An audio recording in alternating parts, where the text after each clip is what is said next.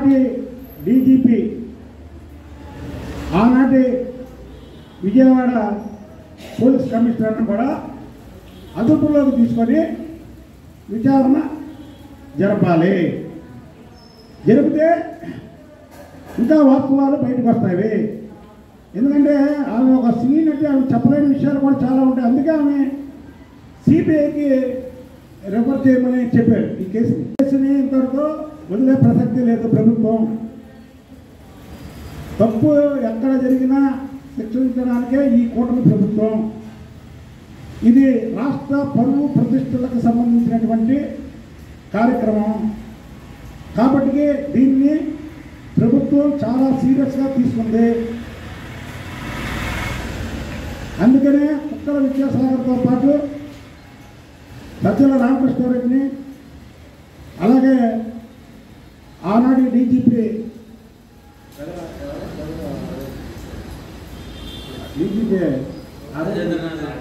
రాజేంద్రనాథ్ రెడ్డి, అలాగే ఆ రోజు విజయవాడ కమిషనర్గా ఉన్నటువంటి కాంతీరామ్ నాటాడాన్ని అదుపులోకి తీసుకొని విచారించాల్సిందిగా కోరుతుంది.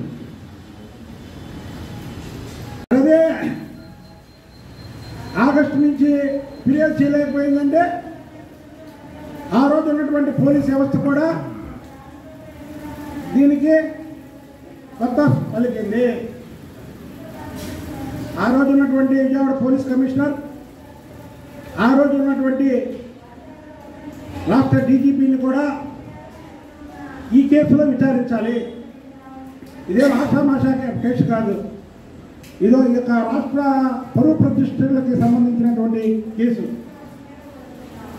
కాదంబరి అనే ఒక సినీ నటి వారు ముంబైలో ఉంటూ ఆమెను ఇక్కడికి తీసుకొచ్చి స్పెషల్ ఫ్లైట్లో మరి ఎంత అరాచకం సృష్టించారంటే విలేజ్లోకి రాని ఎన్ని కార్యక్రమాలు ఉన్నాయో అవన్నీ తెలుసుకోవాలి.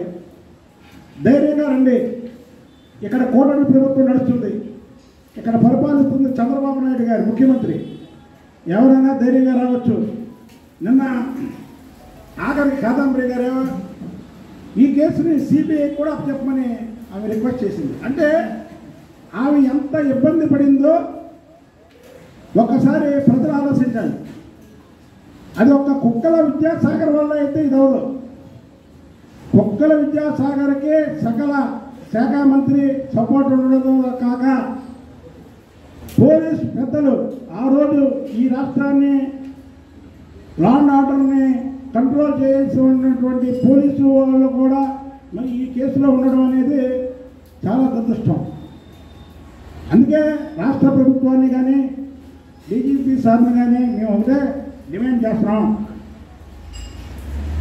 అధికారంలో ఉన్నా ప్రతిపక్షంలో ఉన్నా గొంతు ఇప్పుడు నాకు అలవాటు. కూటమి ప్రభుత్వంలో చంద్రబాబు నాయుడు గారు ఒక పక్క, పవన్ కళ్యాణ్ గారు ఇంకో పక్క, పురంధేశ్వర్ గారు ఒక పక్క, వీళ్ళు ముగ్గురు కూడా పోయిన ప్రభుత్వంలో జరిగినటువంటి అరాచకాలు ఏమైనా ఉంటే దాని గురించి మీరు చెప్పండి అని ఫిర్యాదులు తీసుకుంటుంటే ప్రజలు క్యూ కడుతున్నారు.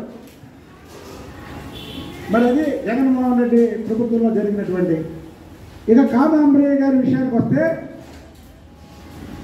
ఆ రోజు ఆడదాం ఆంధ్ర అనే ఒక కార్యక్రమాన్ని తీసుకున్నారు. ఆడదాం ఆంధ్రానా, ఆడదాం ఆడాలతోనన్నా, ఏంటిది చెప్పండి. ఇన్ని కేసులు, ఇందులో ఒక్కరినైనా మీరు పార్టీ నుంచి సస్పెండ్ చేశారా?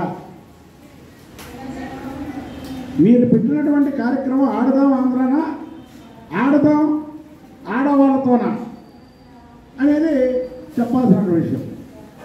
పెద్ద దుర్మార్గం ఏంటంటే ఏదైతే కుక్కల విద్యాసాగర్ అన్నాడో అతను చేసినటువంటి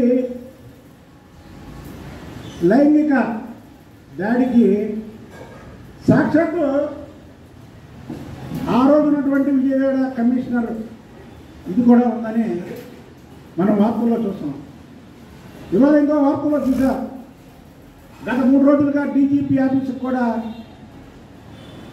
శాంతి రాణా టాటా ఎవరైనా ఒకటే ప్రజాస్వామ్య వ్యవస్థలో పోలీస్ అయినా ప్రజలైనా మంత్రులైనా ఎమ్మెల్యేలైనా ఎవరైనా సరే తప్పు చేస్తే ప్రజలకు చెప్పాల్సినటువంటి బాధ్యత మన మీద ఉంది.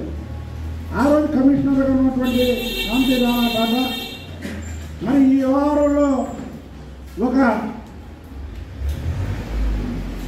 దోషిని పట్టుకోవాల్సింది పోయి మరి దోషిని ఎంకరేజ్ చేశాడంటే ఆ రోజు ప్రభుత్వ పెద్దలు మరి ఇందులో ఎంత అర్థం ఉందో ప్రతి ఒక్కరూ తెలుసుకోవాలి.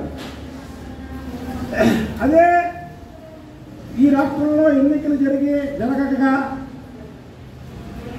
ఈ జగన్మోహన్ రెడ్డి ఇంకా ముఖ్యమంత్రి కొంటే ఈ కాదంబరి గారి కేసు వెలుగులోకి వచ్చేది కాదు.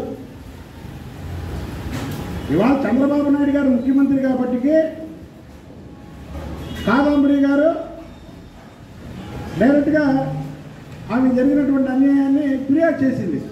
జరిగినటువంటి తీరుతెన్నులు చూస్తుంటే ఆంధ్రప్రదేశ్ పరువు ప్రతిష్టలు దశ దిశల భారతదేశం మొత్తం కూడా పోయే విధంగా ఉంది. దానికి నటి కాదంబరి కేసే ఒక ఉదాహరణ. మనం చూస్తున్నాం, అరగంట అన్నాడు ఒక మంత్రి, గంట అన్నాడు ఒక మంత్రి, మల్లెపూలు అన్నాడు ఒక మంత్రి, ఫ్యాన్ టిప్ చూపించాడు ఒక ఎంపీ, ఆఖరికి డైనమిక్ హీరోయిన్ అయినటువంటి విజయశాంతి గారు, ఆమె నిజంగా ఒక హీరోయిన్లో డైనమిక్ హీరోయిన్. అలాంటి విజయశాంతి గారి పేరు కలిసి వచ్చేలాగా విజయసాయి రెడ్డి శాంతి అదొక పెద్ద ఇది జరిగింది ఈ రాష్ట్రంలో. ఇక సకల శాఖ మంత్రి ఎవరో అందరూ తెలుసు. ఆయన ఈ కాదంబరి కేసులో వెనకుండి ఆడించినటువంటి వైనం. ఇదంతా చూస్తుంటే జగన్మోహన్ రెడ్డి పరిపాలనకి చంద్రబాబు నాయుడు గారి పరిపాలనకి నక్కకి నాగలోకానికి ఉన్నటువంటి తేడా ఉంది.